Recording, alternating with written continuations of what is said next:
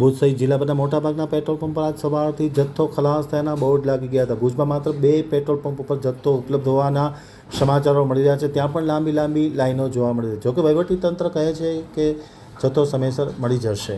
America, Israel અને ઈરાનની યુદ્ધની અસર હવે પેટ્રોલ પંપ સુધી પહોંચી છે. કચ્છના પાટનગર ગાંધીધામમાં ડીઝલનો જથ્થો ખૂટ્યો. એ જ પ્રમાણે જિલ્લા મથક ભુજમાં પણ 2 જ પેટ્રોલ પંપને બાદ કરતા મોટા ભાગના પેટ્રોલ પંપ પર ડીઝલ અને પેટ્રોલનો જથ્થો ખૂટી પડ્યો હતો. પેટ્રોલ પંપ પર આઉટ ઓફ સ્ટોકના પાટિયા મારવામાં આવે છે. ઉદ્યોગ નગરી તરીકે ઓળખાતા ગાંધીધામમાં પણ પેટ્રોલનો જથ્થો ખૂટી પડ્યો હતો. એ જ પ્રમાણે ભુજમાં પણ પેટ્રોલનો જથ્થો ખૂટી પડ્યો હોવાના સમાચારો મળી રહ્યા છે. મોટાભાગના પંપો બંધ છે. ખાસ કરીને મુંદ્રા રોડ ઉપર રિલાયન્સ પેટ્રોલ પંપમાં હાલ થોડો ઘણો પુરવઠો ઉપલબ્ધ છે.